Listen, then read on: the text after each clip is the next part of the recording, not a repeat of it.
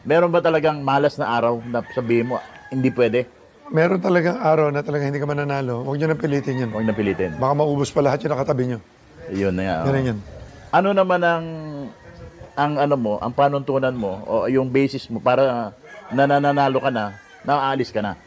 Kasi merong iba na nanalo 4 na milyon, ayaw pang umayaw. May nakita akong gano'n eh.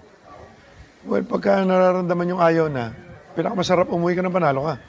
Okay? Basta kung kaya mong idiin mo na. Ah. Para nakita mo ako doon sa pitmaster, laki ng panalo ko. Ah. Dahil sinalubong nila yung swerte ko eh. Yan, tumatama ako eh. Ah. Kaya di ba sabi ko nun, ay tito, ubusan na tayo. Nananalo ako ng 11, pinusta ko 12. Ang kapital ko 1 million against 22. Dahil yung 1 milyon mo, naging 11. Sige, mas matalo ako ng 1 million. Ah.